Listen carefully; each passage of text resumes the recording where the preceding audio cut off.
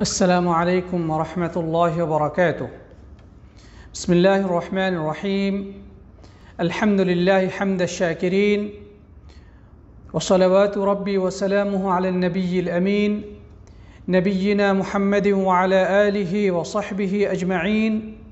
أما بعد. যাবতীয় প্রশংসা, গুণগান, তারিফ এবং স্তুতি সেই মহান রাজাধিরাজ মহাশক্তির আধার আল্লাহ সুবহানাহু ওয়া তাআলা নিমিত্তে পেশ করছি, যিনি আজকে আমাদেরকে এই অনলাইন ভিত্তিক ইসলামী শরিয়া কোর্সের ফিকহ বিষয়ক ক্লাসে উপস্থিত হওয়ার সুযোগ করে দিয়েছেন। এই জন্য আমরা রব্বুল আলামিনের শাহী দরবারে হৃদয়ের গহীন থেকে সবটুকু তাজিম মিশিয়ে কালিমাত শুকর আদায় করি। আমরা সকলেই পড়ি আলহামদুলিল্লাহ। অতঃপর সালাত সালাম ও অবারিত শান্তির ধারা বর্ষিত হোক বিশ্ব মানবতার মুক্তির মহান দিশারি, জাতি, ধর্ম, বর্ণ, গোত্র নির্বিশেষে সকল মানুষের সর্বোৎকৃষ্ট অনুসরণীয় অনুকরণীয় মহান আদর্শ খাতামুন নবিয়্যিন সৈয়দুল মুরসালিন নবী মুহাম্মদ রাসূলুল্লাহ সাল্লাল্লাহু আলাইহি ওয়াসাল্লামের প্রতি আসুন আমরা প্রিয় নবীর প্রতি হৃদয়ের সবটুকু ভালোবাসা উজাড় করে সালাত ও সালাম পেশ করি। আমরা সকলেই পড়ি সাল্লাল্লাহু আলাইহি ওয়াসাল্লাম। প্রাণপ্রিয় দর্শক, শ্রোতা, দিনী ভাই এবং বন্ধুগণ, এই মুহূর্তে যারা আমাদের সাথে লাইভে যুক্ত হয়েছেন তাদের সবাইকে আমি জানাচ্ছি অনেক অনেক প্রীতি, শুভেচ্ছা এবং আন্তরিক দোয়া। রব্বুল আলামিন যেন আমাদের সবাইকে কোরআন এবং সুন্নাহ ভিত্তিক জ্ঞান অর্জন করে সে আলোকে আমাদের জীবনের প্রতিটি কর্ম, প্রতিটি আমল সাজিয়ে নেওয়ার তৌফিক দান করেন এবং এই আমলগুলো যেন আমাদের আখিরাতের নাজাতের মাধ্যম হয়ে যায়। আল্লাহর কাছে আমরা সেই প্রার্থনা করি। প্রিয় উপস্থিতি সাথী বন্ধুগণ, আমরা আজকে আমাদের ফিকহের ধারাবাহিক আলোচনায় ইনশাআল্লাহ অত্যন্ত গুরুত্বপূর্ণ একটি বিষয়ে আলোকপাত করব। সেটি হচ্ছে শুরুতুস সালাহ বা সালাতের শর্তাবলী।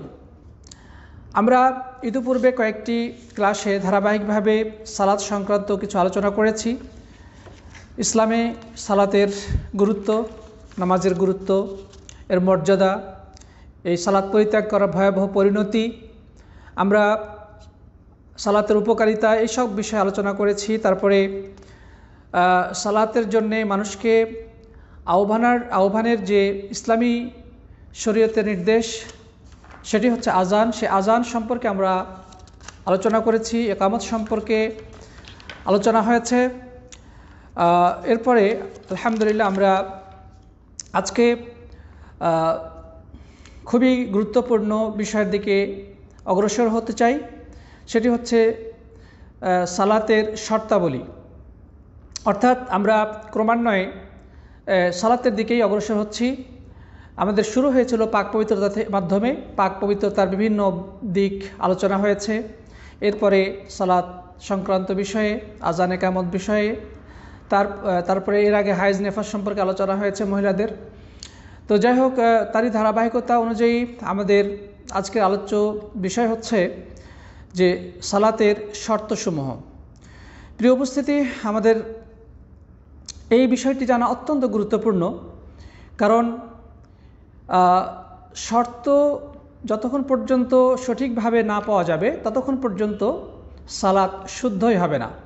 এজন্যে কেউ সালাত পড়ল, কিন্তু সালাত পড়ার পূর্বে যে শর্তাবলী ছিল সেগুলোকে যদি সঠিকভাবে বাস্তবায়িত না করে বা সালাত বিশুদ্ধ হওয়ার যে শর্তাবলী রয়েছে সেগুলো যদি কেউ সঠিকভাবে পালন না করে তবে তার সালাত অর্থহীন হয়ে যাবে এবং আল্লাহর কাছে মোটেও গ্রহণযোগ্য হবে না। সে কারণে এই বিষয়টি সম্পর্কে আমাদের প্রত্যেকেরই যথাযথ নলেজ থাকা প্রয়োজন। তাই আসুন আমরা মূল আলোচনায় প্রবৃত্ত হই। তার আগে আমি সবার কাছে অনুরোধ জানাবো, আপনারা দয়া করে অন্যান্য আমাদের লাইভ ক্লাসগুলোকে যেভাবে শেয়ার করে থাকেন যথারীতি আমাদের এটিকেও আপনারা শেয়ার করে দেবেন যেন অন্যরাও উপকৃত হয়, অথবা বন্ধুদেরকে মেনশন করবেন যেন তারাও এই ক্লাস থেকে উপকৃত হতে পারে।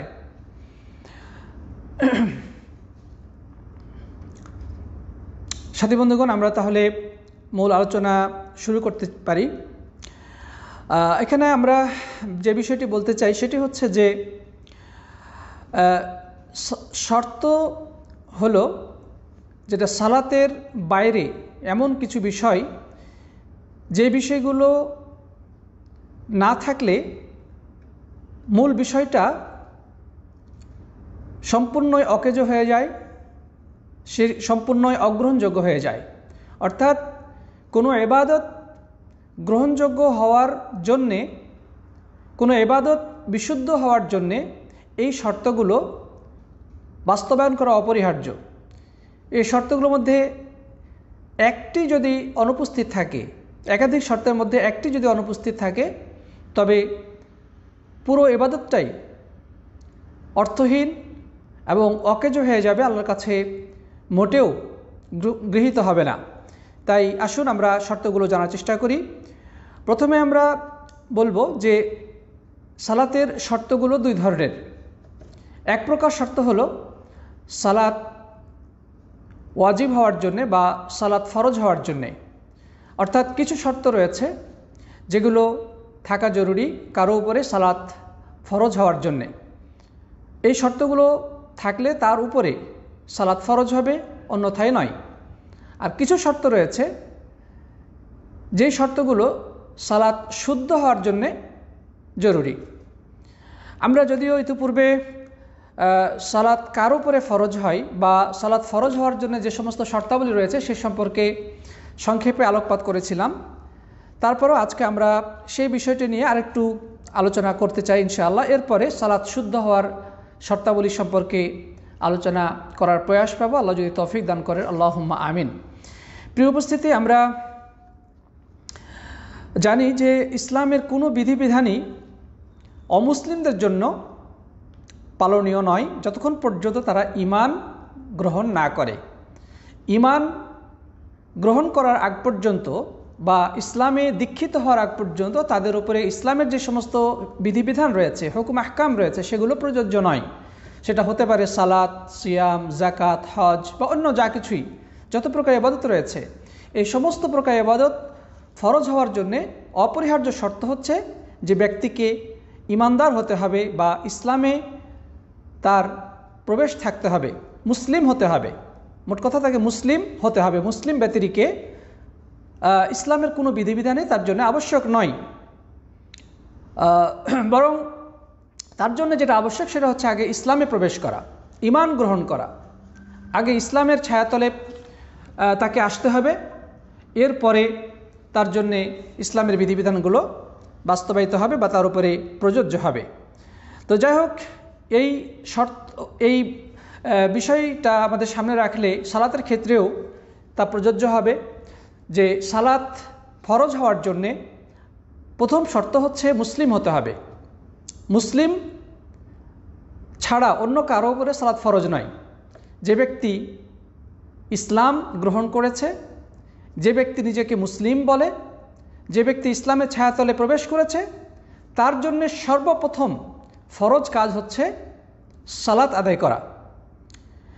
এই হাদিসটি মুআজ ইবনে জাবাল রাদিয়াল্লাহু তাআলা থেকে বর্ণিত হয়েছে যে তিনি বলেন, রাসূল করিম সাল্লাল্লাহু আলাইহি সাল্লাম যখন তাকে ইয়েমেনে প্রেরণ করেছিলেন তখন তাকে উদ্দেশ্য করে তিনি বলেছিলেন যে ইয়া মুআজ ইন্নাকা তা'তি কওমান মিন আহলিল কিতাব, হে মুআজ তুমি ইয়েমেনে যাচ্ছ, সেখানে আহলে কিতাবদের বসবাস রয়েছে, অর্থাৎ ইহুদি এবং খ্রিস্টানদের অবস্থান রয়েছে। সেখানে ইহুদি এবং খ্রিস্টানদের বসবাস রয়েছে। তুমি তাদের কাছে যখন গমন করবে তখন তুমি তাদেরকে কি বিষয়ে দাওয়াত দিবে, সবার আগে তোমার কি কাজ হবে, তাদেরকে কোন বিষয়ের দিকে আহ্বান জানাবে, সেটা হচ্ছে তিনি বলে দিলেন উদুহুম ইলা শাহাদাতি আন লা ইলাহা ইল্লাল্লাহ, যে তুমি তাদেরকে ডাকো এই কথার সাক্ষ্য দেওয়ার জন্য যে আল্লাহ ছাড়া সত্য কোনো উপাস্য নেই। বা অন্য বর্ণায় রয়েছে ইলা ইউহিদুল্লাহ, তারা যেন আল্লাহর তাওহীদের স্বীকৃতি প্রদান করে, আল্লাহর তাওহীদকে বা একত্ববাদকে হৃদয়ের গহীন থেকে বিশ্বাস করে এবং মুখে তার স্বীকৃতি প্রদান করে। অর্থাৎ তোমার সবার আগে আহলে কিতাব তথা ইহুদি খ্রিস্টানদের কাছে দাওয়াতের ক্ষেত্রে কাজ হবে তুমি তাদেরকে এই দিকে আহ্বান জানাবে যে তারা যেন আল্লাহ রাব্বুল আলামিনের তাওহীদের স্বীকৃতি প্রদান করে, অর্থাৎ আল্লাহ সুবহানাহু ওয়া তাআলাকে একমাত্র উপাস্য, একমাত্র মাবুদ, একমাত্র ইবাদত পাওয়ার হকদার হিসেবে মনে প্রাণে বিশ্বাস করে এবং মুখে তার স্বীকৃতি প্রদান করে। এটা হচ্ছে প্রথম কাজ। তারপরে এবং পাশাপাশি তারা যেন একথা স্বীকৃতি যায় যে মুহাম্মদ সাল্লাল্লাহু আলাইহি ওয়াসাল্লাম আল্লাহর রাসূল, অর্থাৎ তাওহীদ এবং রিসালাতের স্বীকৃতি প্রদানের দিকেই সর্বপ্রথম তুমি তাদেরকে আহ্বান জানাবে। ফাইনহুম আতাউকা লিযালিক, তারা যদি তোমার এই দাওয়াতকে মেনে নেয়, তারা যদি তাওহীদ এবং রিসালাতের স্বীকৃতি প্রদান করে ফেলে, তারপরে তোমার দায়িত্ব হবে তাদেরকে বলা, ফাআলিমহুম ইন্নাল্লাহা ক্বাদ ইফতারাদা আলাইহিম খামসা সালাওয়াতিন ফি কুল্লি ইয়াউমিন ওয়া লাইলা, তাহলে তুমি তাদেরকে জানিয়ে দাও যে আল্লাহ সুবহানাহু ওয়া তাআলা তাদের উপরে দিনে এবং রাত্রে 5 ওয়াক্ত সালাত ফরজ করেছেন। এটা তাদের কর্ণকুহরে পৌঁছে দাও। যখনই তারা লা ইলাহা ইল্লাল্লাহ মুহাম্মাদুর রাসূলুল্লাহ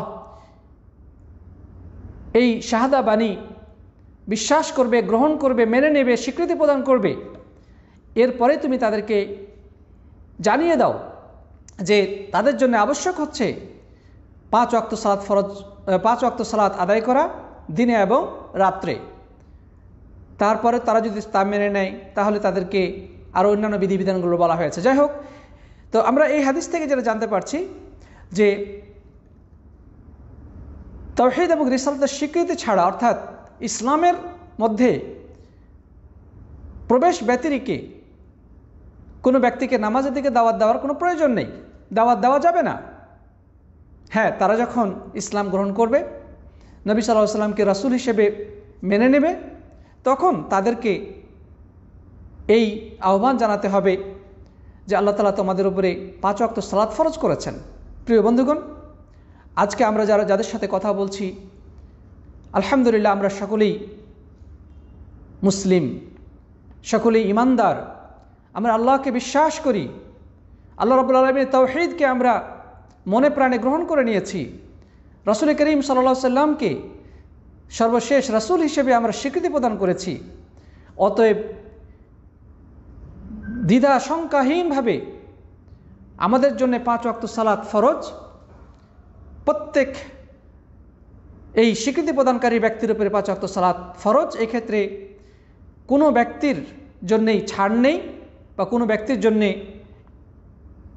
এই বিধান থেকে পিছু পা হওয়ার সুযোগ নেই। যদিও আমাদের সমাজে এমন কিছু মানুষ রয়েছেন যারা নিজেদেরকে মুসলিম বলে দাবি করে ঠিক, কিন্তু তারা বলে যে নামাজ না পড়লেও চলবে, দায়েমি সালাত আদায় করতে হবে। দায়েমি সালাত মানে সবসময় আল্লাহর সাথে সম্পর্ক রাখলেই হয়ে গেল, 5 ওয়াক্ত নামাজের প্রয়োজন নেই। তথাকথিত এক শ্রেণীর সুফি, বিদআতি এবং কুসংস্কারাচ্ছন্ন একটি সম্প্রদায় আমাদের মুসলিম সমাজে বসবাস করে। তারা বলে যে মুসলিম হলেও নামাজ পড়ার দরকার নাই, 5 ওয়াক্ত নামাজ পড়ার দরকার নেই, দায়েমি সালাত আদায় করতে হবে। দায়েমি সালাত মানে হচ্ছে সবসময় আল্লাহর সাথে সম্পর্ক, বাস এটাই দায়েমি সালাত। প্রিয় বন্ধুগণ, তো যাই হোক, আমরা বলবো যে ইসলাম যেটা বলেছে সেটি হচ্ছে যে কেউ লা ইলাহা ইল্লাল্লাহ মুহাম্মাদুর রাসূলুল্লাহ স্বীকৃতি প্রদান করলে তার জন্যে সবার আগে ফরজ হচ্ছে 5 ওয়াক্ত সালাত আদায় করা, যেমনটি আমরা মুআজ বিন জাবাল রাদিয়াল্লাহু তাআলা হাদিস থেকে স্পষ্টভাবে জানতে পারলাম। তারপরে সালাত ফরজ হওয়ার জন্যে আরেকটি শর্ত হচ্ছে বালিগ বা প্রাপ্তবয়স্ক হওয়া, অ্যাডাল্ট বয়সে উপনীত হওয়া। তার মানে হলো অপ্রাপ্তবয়স্ক বা শিশু বাচ্চাদের উপরে নামাজ আদায় করা ফরজ নয়, বরং প্রাপ্তবয়স্ক হওয়ার আগ পর্যন্ত আল্লাহ তাআলা বান্দার উপরে কোনো ধরনের ইবাদত বন্দেগী ফরজ করেননি। তবে তাদেরকে প্রশিক্ষণ দিতে হবে, তাদেরকে সালাত শেখাতে হবে। 7 বছর বয়স পূর্ণ হলে তাদেরকে সালাতের আদেশ করতে হবে। 10 বছরে মারতে বলা হয়েছে প্রয়োজনে, তারা যদি সালাত আদায় না করে, হালকাভাবে আদব শিক্ষার জন্য, একটু ভয় দেখানোর জন্যে তাদেরকে মারার নির্দেশ দেওয়া হয়েছে। কিন্তু যেদিন থেকে, যে মুহূর্ত থেকে সে অ্যাডাল্ট বয়সে উপনীত হবে, সেই মুহূর্ত থেকে তার ব্যাপারে আল্লাহ রাব্বুল আলামিনের কলম চলা শুরু হবে। এর আগ পর্যন্ত আল্লাহ তাআলা কলম উঠিয়ে রেখেছেন। যেমনটি আমরা এর আগেও হাদিস উল্লেখ করেছি, নবী সাল্লাল্লাহু আলাইহি ওয়াসাল্লাম বলেছেন যে রুফিয়াল কলম আন সালাসা, 3 শ্রেণীর মানুষ থেকে আল্লাহ তাআলা কলম উঠিয়ে রেখেছেন।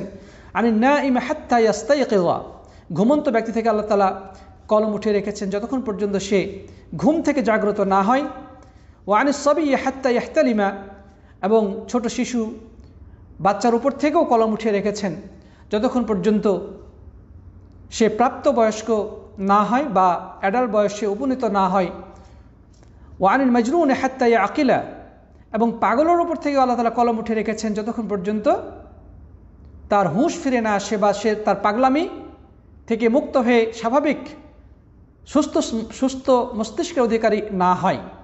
প্রিয় বন্ধুগণ, তবে যখনই মানুষ ঘুমের কারণে অথবা ভুলে যাওয়ার কারণে সালাত থেকে গাফিল হয়ে যায়, মানে সালাত ছুটে গিয়ে থাকে, কেউ যদি ঘুমের কারণে সালাত পড়তে না পারে, ইচ্ছা ছিল ঘুম থেকে যথাসময়ে উঠে সালাত আদায় করবে, কিন্তু কারণবশত ঘুম থেকে উঠতে পারেনি, ইতিমধ্যে সালাতের সময় ওভার হয়ে গেছে, তার জন্য আবশ্যক হচ্ছে ঘুম থেকে ওঠার সাথে সাথে কাল বিলম্ব না করে পাক পবিত্রতা সেরে সালাত আদায় করে নেওয়া।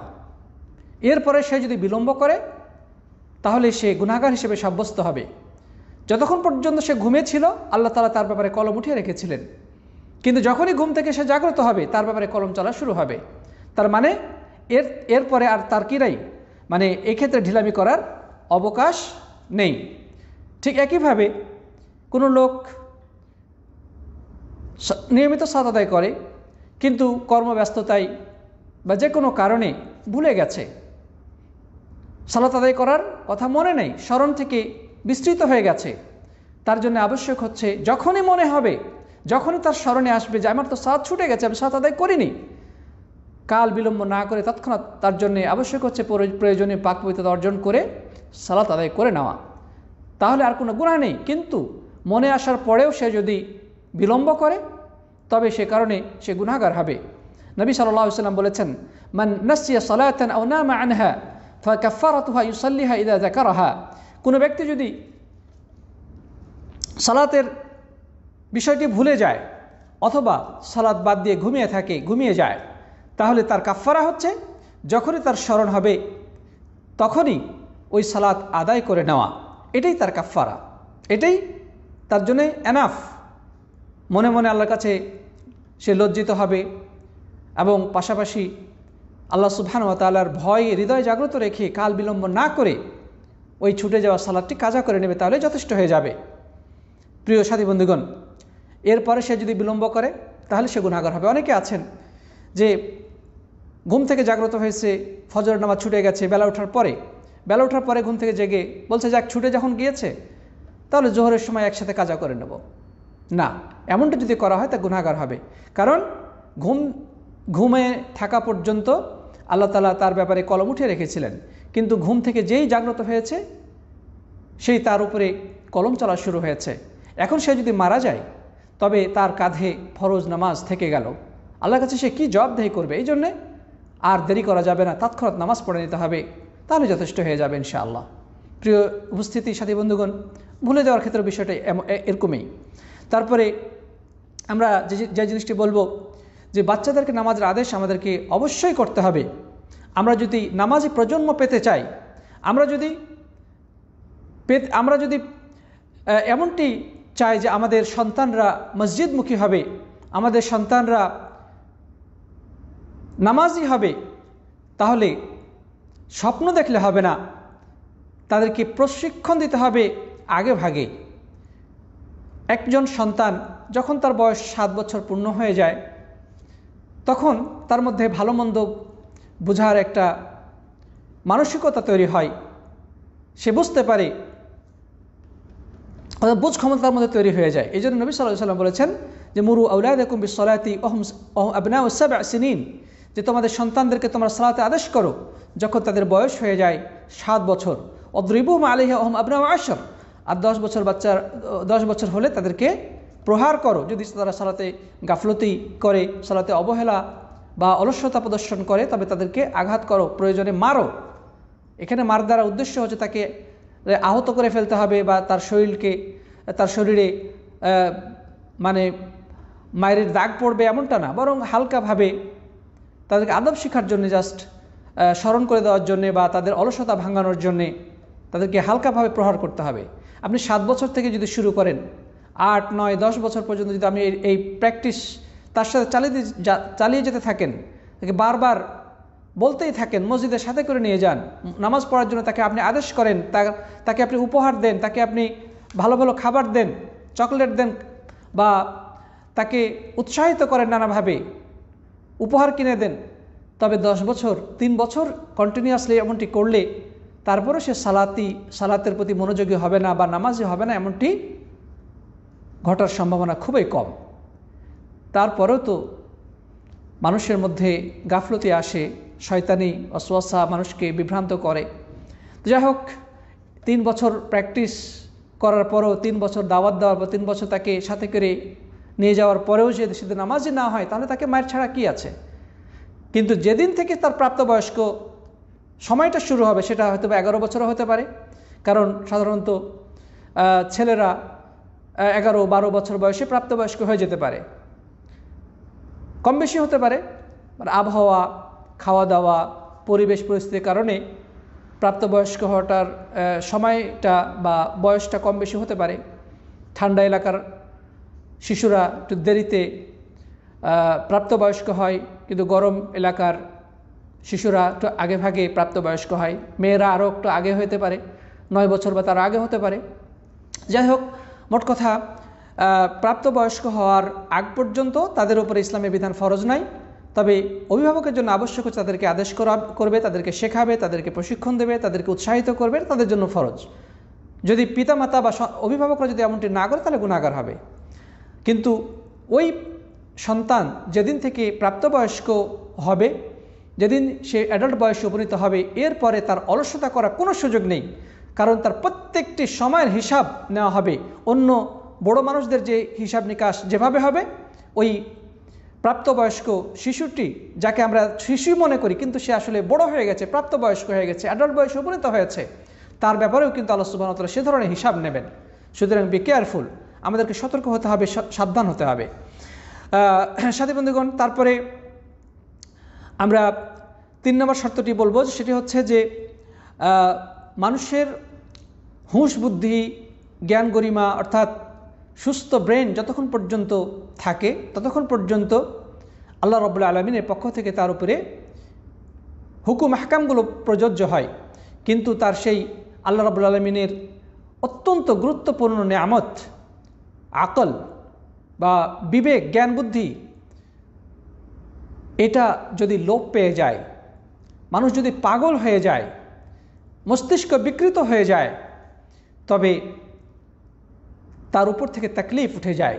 তাকলিফ মানে আল্লাহর পক্ষ থেকে আদেশ নিষেধগুলো উঠে যায়, কারণ তার মধ্যে তাকে নিয়ন্ত্রণকারী, তাকে পরিচালনাকারী যে আকল মানুষের মধ্যে আল্লাহ সুবহানাহু ওয়া তাআলা দিয়েছেন, সেই আকল যদি না থাকে, তাহলে সে মূলত নিজের উপরে নিয়ন্ত্রণ হারিয়ে ফেলে।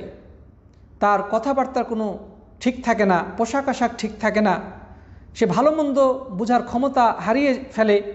তো এমন পরিস্থিতি আল্লাহ সুবহানাহু ওয়া তাআলা বান্দার উপরে তাকলিফ দেন না, তাদেরকে তিনি কোনো কাজের দায়িত্ব তাদের উপর চাপিয়ে দেন না, বরং যতক্ষণ পর্যন্ত তার সেই পাগলামি বা আকল বুদ্ধি ফিরে না আসে, ততক্ষণ পর্যন্ত তার উপরে আল্লাহ রাব্বুল আলামিন কোনো বিধান প্রযোজ্য হয় না। যেমনটি আমরা এর আগে হাদিসেই দেখেছি যে আল্লাহ তাআলা 3 শ্রেণীর মানুষের ব্যাপারে তাআলা কলম উঠে রেখেছেন। তার মধ্যে এক শ্রেণী হচ্ছে আনিল মাজনুন, পাগল, হাত্তা ইয়া আকিলা, যতক্ষণ পর্যন্ত তার আকল ফিরে না আসে। প্রিয় বন্ধুগণ, তাহলে আমরা 3 নম্বর শর্তটি পেয়ে গেলাম সালাত ফরজ হওয়ার, সেটি হচ্ছে যে সুস্থ আকলের অধিকারী হওয়া, পাগলামি বা মস্তিষ্ক বিকৃতি থেকে মুক্ত হওয়া। তারপরে আমরা যে শর্তটি জানব সেটা হচ্ছে ইসলামী শরীয়তে যে সমস্ত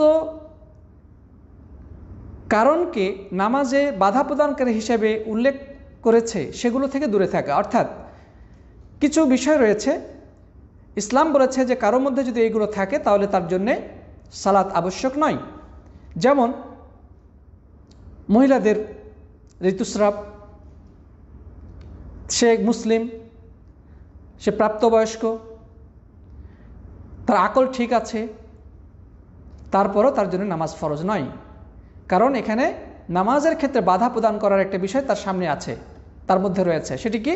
সেটি হচ্ছে আল্লাহ সুবহানাহু ওয়া তাআলা আদম এর কন্যাদের উপরে যে নির্ধারিত কিছু দিনের জন্যে হাইজের ব্যবস্থা করেছেন, হাইজের বিধান দিয়েছেন, সেই বিধান তার উপরে এখন তার মধ্যে রয়েছে। অনুরূপভাবে মহিলাদের বাচ্চা প্রসবের পরে যে নির্দিষ্ট কিছুদিন রক্তের প্রবাহ তার মধ্যে থাকে বা রক্ত প্রবাহিত হয়, ওই প্রসূতি মায়ের জন্যেও নামাজ আল্লাহ তাআলা মওকুফ করে দিয়েছেন। হায়েজবতী বা ঋতুবতী মহিলার জন্যে এবং প্রসূতি নারীর জন্যে পরিপূর্ণভাবে নামাজ মওকুফ, সেগুলো পরবর্তীতে কাজা করার প্রয়োজন নেই। কিন্তু রোজা সাময়িকভাবে মওকুফ করা হয়েছে, পরবর্তীতে এই ছুটে যাওয়া রোজাগুলো কাজা করে নিতে হবে। যখন সে হাইজ থেকে মুক্ত হবে তখন ছুটে যাওয়া ফরজ রোজাগুলো কাজা করে নিতে হবে। অনুরূপভাবে মহিলাদের সন্তান প্রসবোত্তর যে রক্তস্রাব প্রবাহিত হয়, যার মেয়াদ হচ্ছে সর্বোচ্চ 40 দিন, 40 দিনের মধ্যে যখনই এই স্রাব বন্ধ হয়ে যাবে তখনই তার জন্য আবশ্যক হচ্ছে পবিত্রতা অর্জন করে নামাজ শুরু করা এবং ছুটে যাওয়া রোজাগুলোকে কাজা করে নেওয়া। প্রিয় বন্ধুগণ, তাহলে আমরা 4 নম্বর শর্তটি পেয়ে গেলাম, যে কারণে বান্দার উপরে নামাজ ফরজ হয়ে থাকে। সেটি হচ্ছে যে শরীয়ত নির্ধারিত যে সমস্ত কারণে নামাজ পড়া আবশ্যক নয় বা নামাজে বাধা প্রদান করা হয়েছে সেগুলো থেকে মুক্ত থাকতে হবে। আর সেগুলো হচ্ছে যেমন হায়েজ এবং নিফাস। যেমন হাদিসে বর্ণিত হয়েছে, মা জননী আয়েশা রাদিয়াল্লাহু তাআলা আনহা থেকে বর্ণিত, তিনি বলছেন যে কানা ইউসিবুনা যালিকা ফানু'মারু বিকাদাইস সাওম ওয়ালা নু'মারু বিকাদাইস সালাহ, যে আমাদের যখন হায়েজ হতো তখন আমাদেরকে আদেশ করা হতো যেন আমরা ছুটে যাওয়া রোজাগুলো কাজা করে নিই, কিন্তু আমাদেরকে সালাত কাজা করার জন্য নির্দেশ প্রদান করা হতো না। প্রিয় বন্ধুগণ, তাহলে আমরা এই 4টি শর্ত পেলাম সালাত ফরজ হওয়ার জন্যে, যেগুলো আমরা আগেও সংক্ষিপ্তভাবে আলোচনা করেছিলাম। আজকেও সেগুলো আমরা পুনরায় আলোচনা করলাম। আশা করি আমরা বিষয়গুলো বুঝতে পেরেছি। আল্লাহ তাআলা আমাদের সবাইকে সঠিকভাবে জ্ঞান অর্জন করে আমাদের জীবনে বাস্তবায়ন ঘটনার তৌফিক দান করুন, আল্লাহুম্মা আমিন। সাথী বন্ধুগণ, এ পর্যায়ে আমরা জানব যে সালাত শুদ্ধ হওয়ার জন্য কি কি শর্তাবলী রয়েছে। আজকে হয়তো আমরা সবগুলো আলোচনা করতে পারবো না, কয়েকটি আলোচনা করে ইনশাআল্লাহ আমরা আমাদের আলোচনা ইতি করার চেষ্টা করব ইনশাআল্লাহ তাআলা। যাই হোক, তাহলে সালাত ফরজ হয়ে গেছে, শর্তাবলী ঠিক আছে। একজন ব্যক্তি মুসলিম, সে প্রাপ্তবয়স্ক, তার আকল ঠিক আছে এবং শরীয়তের বাধা থেকে মুক্ত, এসব শর্ত পাওয়া গেছে। এখন সালাত পড়ার পূর্বে কতিপয় তাকে শর্ত লক্ষ্য রাখতে হবে। এই শর্তগুলো না পাওয়া গেলে সালাত শুদ্ধ হবে না। তাই এগুলোকে বলা হয় সালাত শুদ্ধ হওয়ার শর্তাবলী। শুরুত লিসিহ্হাতিস সালাহ, সালাত শুদ্ধ হওয়ার জন্যে এই সমস্ত শর্তাবলীর উপস্থিত থাকা অপরিহার্য, এবং সেগুলো এর সংখ্যা হচ্ছে ফকিহগণ যেগুলো উল্লেখ করেছেন কোরআন এবং হাদিসের নির্যাস থেকে, তার সংখ্যা হচ্ছে 5টি। সালাত শুদ্ধ হওয়ার শর্ত 5টি। সেই 5টি শর্ত একসাথে থাকা জরুরি। এই 5টির মধ্যে থেকে একটি শর্ত যদি অনুপস্থিত থাকে তবে সালাত শুদ্ধ হবে না। আসুন আমরা জেনে নেই সেই শর্তগুলো কি কি।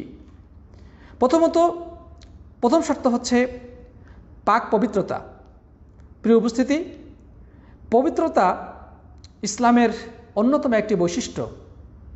আমরা এর আগে যখন তাহারাত বিষয়ে আলোচনা করছিলাম, সেখানে আমরা দেখেছি ইসলামের কত ক্ষেত্রে, কত স্থানে এই পাক পবিত্রতার বিষয়টিকে যুক্ত করা হয়েছে। অনেক ক্ষেত্রে ইসলামের অনেক হুকুম আহকাম, অনেক ইবাদতের সাথে এই পাক পবিত্রতার বিষয়টিকে জুড়ে দেওয়া হয়েছে। বরং বলা হয়েছে যে আত-তাহুর ও শাতরুল ঈমান, পাক পবিত্রতা হচ্ছে ঈমানের অংশ, ঈমানের একটি শাখা। মুমিন মানেই হবে পাক পবিত্র, পরিষ্কার পরিচ্ছন্ন। সুতরাং আমরা এখান থেকে যেটা জানতে পারি সেটি হচ্ছে যে সালাতের পূর্বে মুমিন ব্যক্তির জন্যে পাক পবিত্রতা অর্জন করা অপরিহার্য। আর এখানে পাক পবিত্রতা বলতে কি বোঝায়? প্রিয় সাথী বন্ধুগণ, আমরা ইতিপূর্বে জেনেছি যে নাপাকি দুই প্রকার। একটা হচ্ছে বড় নাপাকি, আর একটা হচ্ছে ছোট নাপাকি। বড় নাপাকি মানে যে সমস্ত কারণে গোসল ফরজ হয়ে যায়, আর ছোট নাপাকি বলতে বোঝায় যে সমস্ত কারণে অজু করলেই পবিত্র হয়ে যায়, গোসলের প্রয়োজন নেই। তো এখানে পবিত্রতার উদ্দেশ্য হচ্ছে যে বড় নাপাকি থেকে এবং ছোট নাপাকি উভয়টা থেকেই পবিত্র হওয়া। প্রিয় বন্ধুগণ, তাহলে যদি গোসল ফরজ হয়ে থাকে, গোসল ফরজে যে সমস্ত কারণ, সেগুলো আমরা যদিও ইতিপূর্বে আলোচনা করেছি, সেই কারণগুলো কোনো একটি কারণ ঘটে, যেমন স্ত্রী সহবাস করা। কেউ যদি স্বামী স্ত্রীর মিলন করে, তাহলে সালাতের পূর্বে অবশ্যই তার জন্য গোসল করা অপরিহার্য। অথবা যদি স্বপ্নদোষ হয়, অথবা বীর্যপাত ঘটে জাগ্রত অবস্থায়, অথবা স্বামী স্ত্রী মিলন ঘটে কিন্তু বীর্যপাত না হয়, এই সমস্ত কারণে গোসল ফরজ হয়ে যাবে। মহিলাদের হায়েজ নেফাস থেকে মুক্ত হলে গোসল ফরজ হয়ে যাবে।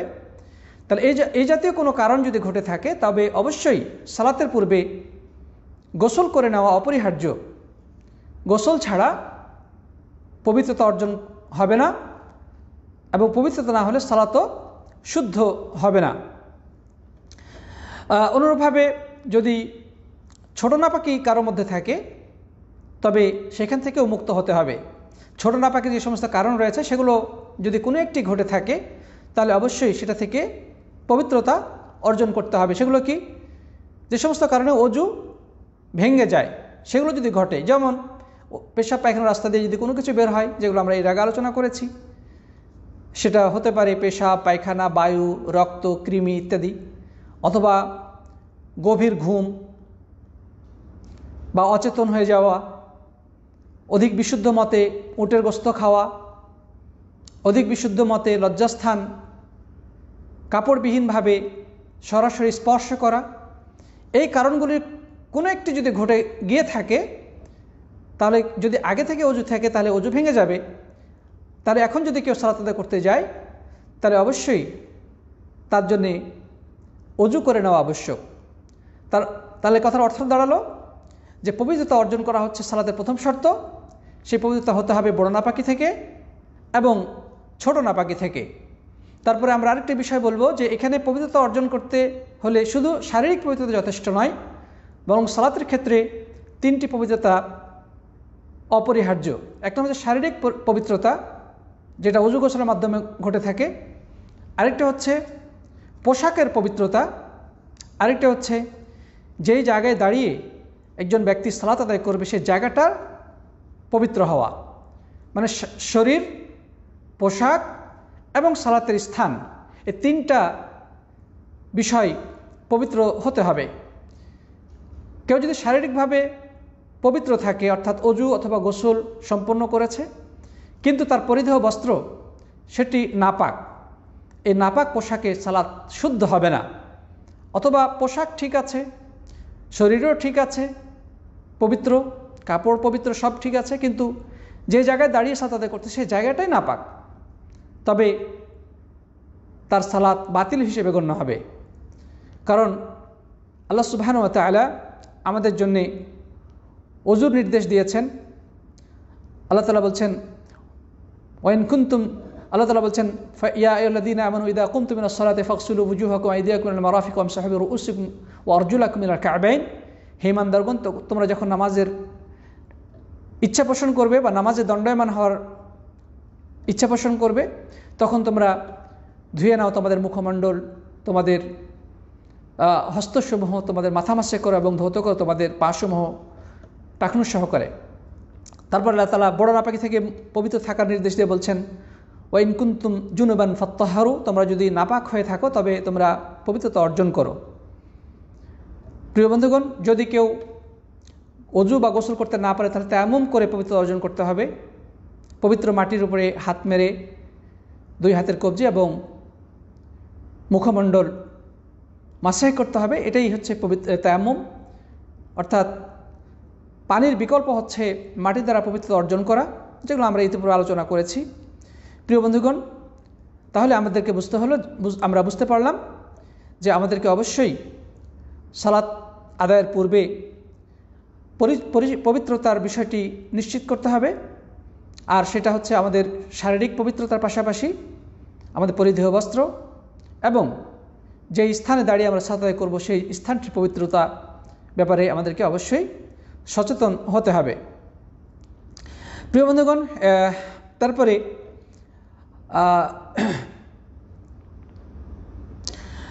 তারপরে আমরা বলবো যে পৃথিবীর যে কোনো জায়গাতেই সালাত আদায় করা জায়েজ রয়েছে। জায়গার পবিত্রতা অপরিহার্য, ঠিক আছে। তো আমরা হয়তো অনেক সময় সফরে থাকি বা কৃষকরা মাঠে কাজ করে অথবা মানুষ পেশাগত কারণে বিভিন্ন জায়গায় গমন করে। তো পৃথিবীর যে কোনো স্থানেই সালাত আদায় করা জায়েজ রয়েছে, শুধুমাত্র নির্দিষ্ট কিছু জায়গা ব্যতিরেকে। নবী আকরাম সাল্লাল্লাহু আলাইহি ওয়াসাল্লাম বলেছেন, ওয়া জুইলাত লিল আরদু মাসজিদান ওয়া তাহুরা, যে আমার জন্যে এই জমিনকে বানিয়ে দেওয়া হয়েছে সেজদার স্থান, অর্থাৎ নামাজ পড়ার জায়গা এবং পাক পবিত্র অর্জনের মাধ্যম। অর্থাৎ পৃথিবীর যে কোনো প্রান্তে আমি নামাজ পড়তে পারবো, যে কোনো স্থানে আমি নামাজ পড়তে পারবো। আল্লাহ তাআলা আমার জন্যে তা বৈধ করে দিয়েছেন এবং এই জমিনকে করেছেন, মাটিকে করেছেন আমার পবিত্রতা অর্জনের মাধ্যম। অর্থাৎ পানির বিকল্প হিসেবে মাটি দ্বারা আমি তায়াম্মুম করে পবিত্রতা অর্জন করতে পারবো। ফাইয়ুমা রাজুলিন মিন উম্মতি আদরাকাতুস সালাহ ফালিউসাল্লি, সুতরাং নবী আকরাম সাল্লাল্লাহু আলাইহি ওয়াসাল্লাম বললেন যে আমার উম্মতের কোনো ব্যক্তি যেখানেই সালাতের সময় হবে সেখানেই সে সালাত আদায় করে নেবে।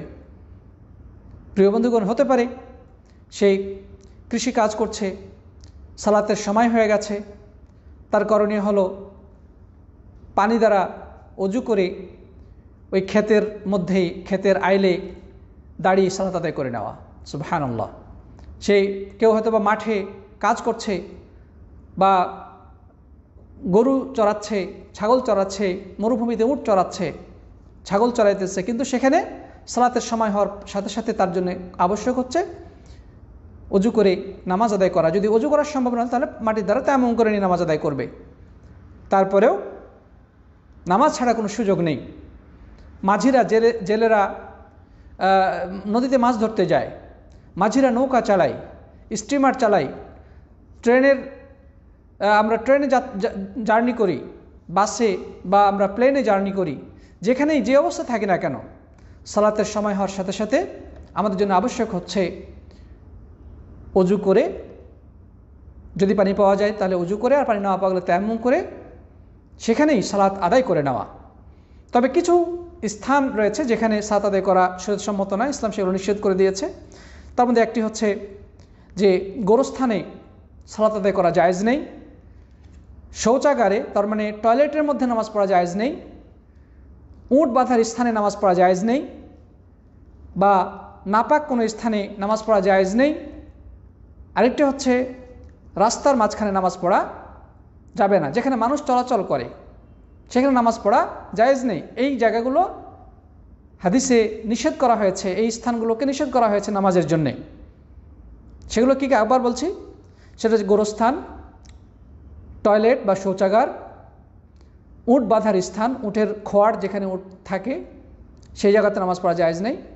তবে বকরি বা গরু বাঁধার স্থানে নামাজ পড়া জায়েজ রয়েছে। উট বাঁধার স্থানে নামাজ পড়া যাবে না। তারপর আরেকটা হচ্ছে নাপাক কোনো স্থানে, যে জায়গাতে পেশাব পায়খানা পড়ে আছে অথবা খুবই নাপাক বস্তু দ্বারা জায়গাটা খারাপ হয়ে আছে সেখানে নামাজ পড়া যাবে না, ময়লাযুক্ত স্থানে। আরেকটা হচ্ছে যে রাস্তার মাঝখানে নামাজ পড়া যাবে না। হ্যাঁ, যদি এমন হয় যে মসজিদে জায়গা নেই, মসজিদ ভরে গেছে, তাহলে সেটা যদি মসজিদের যে বাইরে চত্বর রয়েছে সেটাও যদি পূর্ণ হয়ে গিয়ে থাকে, তাহলে সেক্ষেত্রে বৃহত্তর স্বার্থে রাস্তায় নামাজ পড়া যাবে। কিন্তু মসজিদে জায়গা রেখে মসজিদ খালি আর রাস্তার মধ্যে নামাজ পড়তেছে, এটা জায়েজ নেই।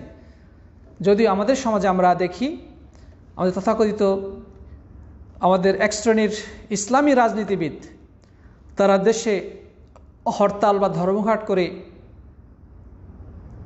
তারা পিকেটিং করতে গিয়ে রাস্তার মধ্যে গিয়ে নামাজ আদায় করে, মানুষকে কষ্ট দিয়ে, মানুষের যানবাহন চলাচল সব কিছু বন্ধ করে দিয়ে তারা মুসল্লি সাজে, তারা নামাজগিরি দেখায়, মুসল্লিগিরি দেখায় এবং রাস্তা বন্ধ করে তারা রাস্তার মধ্যে নামাজ আদায় করে। এটা শরীয়তে সম্পূর্ণ হারাম এবং নাজায়েজ। প্রথম কথা হচ্ছে মানুষকে রাস্তায় চলাচলে বাধা দেওয়া, যানবাহনকে যাতায়াতে বাধাগ্রস্ত করা, এটা শরীয়তে নাজায়েজ, সম্পূর্ণ হারাম। পাশাপাশি এভাবে রাস্তাঘাট বন্ধ করে রাস্তার মাঝখানে মুসল্লিগিরি দেখানো, এটি আরেক হারাম কাজ, ইসলাম এর অনুমতি দেয় নাই। তো যাই হোক, সেটা অন্য বিষয়, আমরা ওদিকে যাব না। প্রিয় বন্ধুগণ, আমরা তাহলে যে শর্তটা জানতে পারলাম সেটি হচ্ছে যে সালাতের প্রধানতম যে শর্ত হচ্ছে সেটি হচ্ছে পাক পবিত্রতা। নবী সাল্লাল্লাহু আলাইহি ওয়াসাল্লাম বলেছেন, লা ইয়াকবালুল্লাহু সালাতা আহাদিকুম ইযা আহদাসা হাত্তা ইয়াতাওয়াদ্দা। নাপাক অবস্থা আল্লাহ তাআলা কোনো ব্যক্তির সালাত কবুল করবেন না। সুতরাং অজু এবং গোসল উভয়টাই হচ্ছে অপরিহার্য। যদি বড় নাপাকি থেকে পবিত্রতার জন্য যদি বড় নাপাকি হয়ে থাকে তবে গোসল করতে হবে, আর ছোট নাপাকির জন্য অজু করতে হবে। এর দ্বারা নিজের শরীরকে পবিত্র করতে হবে, পাশাপাশি আমাদের যে পরিধেয় বস্ত্র বা পোশাক সেটাও পবিত্র করতে হবে, এবং পাশাপাশি যেই স্থানে আমরা সালাত আদায় করব সেই স্থানটার যেন পবিত্র থাকে সেটাও নিশ্চিত হতে হবে। তবে পৃথিবীর যে কোনো জায়গায় দাঁড়িয়ে সালাত আদায় করা জায়েজ রয়েছে, নির্দিষ্ট কিছু স্থান ছাড়া, যেগুলো আমরা উল্লেখ করেছি। প্রিয় উপস্থিতি, আমরা এরপরে যে বিষয়টি বলতে চাই সেটি হচ্ছে যে সালাতের নির্দিষ্ট সময় হওয়া। আমরা ইনশাআল্লাহ সালাতের সময় হওয়াটা চেষ্টা করব পরে আলোচনা করার, ইনশাআল্লাহ। তা আমরা সামনে চলি। আরেকটি শর্ত হলো যে সালাতের পূর্বে অবশ্যই একটা শর্ত হলো, সেটা হচ্ছে নিয়ত করা। নিয়ত ব্যতিরেকে আল্লাহ তাআলার কাছে কোনো ইবাদতই গৃহীত হবে না। আল্লাহ সুবহানাহু ওয়া তাআলা কোনো ইবাদতই কবুল করবেন না যদি এর পেছনে বিশুদ্ধ নিয়ত না থাকে। সেটা হতে পারে সালাত, হতে পারে সওম, হতে পারে যাকাত, দান সদকা, হজ ইত্যাদি যা কিছুই হোক না কেন, সকল প্রকার ইবাদত বিশুদ্ধ হওয়ার জন্যে শর্ত হচ্ছে বিশুদ্ধ নিয়ত। নিয়তের বিশুদ্ধতার উপরেই আমলের বিশুদ্ধতা নির্ভর করছে। যদি সহিহ বুখারীর প্রথম হাদিসে রাসূল আকরাম সাল্লাল্লাহু আলাইহি ওয়াসাল্লাম বলেছেন, ইন্নামাল আ'মালু বিন্নিয়াত, নিশ্চয় সমস্ত আমল নিয়তের উপরে নির্ভরশীল। তার মানে নিয়ত যদি বিশুদ্ধ থাকে তবে ইবাদত বিশুদ্ধ হবে, আর নিয়তের মধ্যে গড়মিল থাকলে, নিয়ত শুদ্ধ না হলে ওই ইবাদতও রব্বুল আলামিনের কাছে বাতিল হিসেবে পরিগণিত হবে। প্রিয় বন্ধুগণ, নিয়ত কাকে বলে? শরঈ পরিভাষায় আলেমগণ বলেছেন, নিয়ত বলা হয় আজমুল কলবি আলা ফি'ল ইবাদাতি তাকাররুবান ইলাল্লাহি তাআলা। নিয়ত বলা হয় আল্লাহর নৈকট্য অর্জনের উদ্দেশ্যে ইবাদত করার মনে দৃঢ় প্রত্যয় গ্রহণ করা বা মনে দৃঢ় ইচ্ছা পোষণ করা। নিয়ত বলা হয় এটাকেই আজমুল কলবি আলা ফি'ল ইবাদাহ, ইবাদত করার জন্যে দৃঢ় ইচ্ছা পোষণ করা, প্রত্যয় গ্রহণ করা, তাকাররুবান ইলাল্লাহি তাআলা, আল্লাহ রাব্বুল আলামিনের নৈকট্য অর্জনের উদ্দেশ্যে। এটি হচ্ছে নিয়ত। প্রিয় বন্ধুগণ, এই নিয়তের মাধ্যমেই ইবাদতকে এক ইবাদত থেকে অন্য ইবাদতকে পৃথক করা যায়, এক ইবাদতকে অন্য ইবাদত থেকে পৃথক করা যায়। যেমন কোন ইবাদত ফরজ আর কোনটা সুন্নত বা নফল, সেটা পার্থক্য হয় কিসের মাধ্যমে? নিয়তের মাধ্যমে। যেমন ফজরের 2 রাকাত সুন্নত নামাজ আর 2 রাকাত ফরজ নামাজ, নামাজের পদ্ধতিগত কোনো পার্থক্য নেই। এটাও 2 রাকাত, ওইটাও 2 রাকাত, নামাজের পদ্ধতিগত কোনো ডিফারেন্স নেই। পার্থক্যটা কিসের মাধ্যমে হবে? নিয়তের মাধ্যমে। নিয়তে সুন্নত পড়লে সেটা সুন্নত হিসেবে গৃহীত হবে, আর ফরজের নিয়তে ফরজ পড়লে সেটা ফরজ হিসেবে গৃহীত হবে। অনুরূপভাবে রোজার ক্ষেত্রে আমরা দেখি কাজা রোজা, ফরজ রোজা, সুন্নত রোজা বা নফল রোজা, এগুলোর পদ্ধতির মধ্যে কোনো পার্থক্য নেই। এই পার্থক্যটা হবে নিয়তের মাধ্যমে। একজন মানুষ রমজানের বাইরে রোজা রেখেছে, এখন সে রোজাটা কোন রোজা? সেটা কি রমজানে ছুটে যাওয়া কাজা রোজা, নাকি আইয়ামে বীজের রোজা, নাকি সাপ্তাহিক সোম এবং বৃহস্পতিবারের রোজা, অথবা মাসের যে 3টি রোজা, নাকি মান্নতের রোজা, নাকি কাফফারার রোজা? রোজার তো অনেক প্রকারভেদ রয়েছে। এই যত প্রকার রোজা রয়েছে, এই পার্থক্যটা মূলত হবে নিয়তের মাধ্যমে। এই জন্যে নিয়ত ব্যতিরিকে কোনো ইবাদত আল্লাহর কাছে কী হবে না? গৃহীত হবে না। আল্লাহ তাআলা কোরআনে কারীমের মধ্যে বলেছেন, ওমা উমিরু ইল্লা লিয়াবুদুল্লাহ মুখলিসিনা লাহুদ্দিন, যে মানুষকে তো আদেশ করা হয়েছে তারা যেন খালিসভাবে দিনের সমস্ত কার্যক্রম আল্লাহর জন্যে সমর্পণ করে। মানে আমরা যত প্রকার ইবাদত করব, কেবল আল্লাহ রাব্বুল আলামিনের সন্তুষ্টির জন্যই করব, খালিসভাবে, একনিষ্ঠভাবে, নিরঙ্কুশভাবে আল্লাহর জন্যে আমরা সম্পাদন করব। তবেই আল্লাহ রাব্বুল আলামিন আমাদের ইবাদত বন্দেগী কবুল করবেন, সালাত, সিয়াম, যাকাত, হাজ ইত্যাদি কবুল করবেন। কিন্তু এই নিয়তের মধ্যে যদি গড়মিল থাকে, তাহলে ফাজআলনাহু হাবাআম মানসুরা, তা হয়ে যাবে আল্লাহর কাছে আকাশে উৎক্ষিপ্ত ধূলিকণার মতো, তিনি সেগুলো উড়িয়ে দেবেন। এগুলো সম্পূর্ণ অর্থহীন এবং অগ্রহণযোগ্য বাতিল ইবাদতে পরিণত হবে। হ্যাঁ, কেউ রোজা রাখছে, তার রোজা রাখা তার উদ্দেশ্য কিন্তু আল্লাহর সন্তুষ্টি অর্জন নয়, তার উদ্দেশ্য হচ্ছে ডায়েট করা। অটোফেজি হবে, তার শরীরে রোগ প্রতিরোধ ক্ষমতা সৃষ্টি হবে, সুস্থ থাকবে। আল্লাহ সন্তুষ্টি অর্জন তারা যদি উদ্দেশ্য যদি না হয়ে থাকে, তাহলে আল্লাহর কাছে তা গৃহীত হবে না, আল্লাহ তাআলা তাকে সওয়াব দান করবেন না। হ্যাঁ, যে নিয়তে সে করছে সেটা সে ঠিকই পাবে, কিন্তু কেউ যদি রোজা রাখে আল্লাহ সন্তুষ্টির জন্যে, তার শরীরে অটোফেজি অটোমেটিক হয়ে যাবে, শারীরিক সুস্থতা আল্লাহ তাআলা তাকে এমনি দান করবেন। কেউ ঘরের দরজা খোলা রেখেছে, ঘরের জানালা কেটেছে, উদ্দেশ্য হলো জানালা বাইরের আলো বাতাস পাওয়া। আরেকজনের উদ্দেশ্য হলো যে ঘরের জানলা দিয়ে আজানের ধ্বনি সে শুনতে পাবে। এই দুইজন ব্যক্তি কাজটা কিন্তু একই করেছে, কিন্তু যে ব্যক্তি নিয়ত করলো যে সে আজানের শব্দ শুনবে, জানালা দিয়ে আজানের আওয়াজ তার কানে আসলে সে নামাজ আদায় করতে যাবে, এই ব্যক্তি এই নিয়তের কারণে সওয়াব অধিকারী হয়ে গেল। তো তাই বলে কি ওই ঘরে আলো বাতাস আসা বন্ধ হয়ে যাবে? কখনোই না, বরং আলো বাতাস তো আসবেই, অটোমেটিক আসবে। কিন্তু তার নিয়ত যেহেতু একটা সৎকর্ম, আল্লাহ তাআলা এই কারণে তার আমল নামে সওয়াব লিপিবদ্ধ করবেন। আল্লাহু আকবার। পৃথিবীতে সব মানুষই বিয়ে শাদী করে, বা বেশিরভাগ মানুষই বিয়ে শাদী করে। এখন যেমন হিন্দু বিয়ে করে, খ্রিস্টান বিয়ে করে, মুসলিমও বিয়ে করে, কিন্তু এই বিয়ের উদ্দেশ্যটা কি? আমাদের মুসলিমদের যদি উদ্দেশ্য থাকে যে আমরা বিয়ের মাধ্যমে নিজেদেরকে আমরা পাপাচার থেকে রক্ষা করব, নিজের চক্ষুকে অবনমিত রাখব, এবং হালাল পন্থায় আল্লাহর দেওয়া বিধান অনুযায়ী বৈধ স্ত্রীর সাথে আনন্দ বিনোদন করব, এবং এর মাধ্যমে আল্লাহ তাআলা যদি সন্তান দান করে, তাহলে এই সন্তান দ্বারা এই জমিনকে আবাদ করব, এই নিয়ত থাকলে আল্লাহ সুবহানাহু ওয়া তাআলা স্ত্রী সহবাসের মাধ্যমেও সাদাকার সওয়াব দান করেন। আল্লাহু আকবার। তাহলে নিয়তের কারণেই আমরা সওয়াবের অধিকারী হচ্ছি। কিন্তু এই নিয়ত যদি না থাকে, তাহলে আর 10 জন যা করে তাই হচ্ছে, সন্তান হবে, সবই হবে, কিন্তু নিয়ত এর কারণে সওয়াব থেকে বঞ্চিত হবে। তাই প্রত্যেকটি ক্ষেত্রে আমাদের নিয়তের দিকটি সচেতনভাবে লক্ষ্য রাখা প্রয়োজন।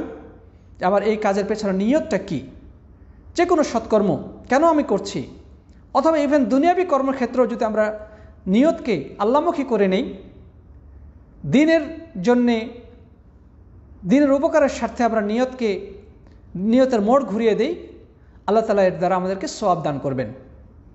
যাই হোক সাথী বন্ধুগণ, সুতরাং আমরা যেটা বলছিলাম যে সালাতের পূর্বে অবশ্যই নিয়ত থাকতে হবে। নিয়তটা কিভাবে করব? নিয়ত হচ্ছে, যেটা আমরা এর আগে বলেছি, যে মনের মধ্যে কোনো ইবাদত করার দৃঢ় ইচ্ছা করা, প্রতিজ্ঞা করা, এটি হচ্ছে নিয়ত।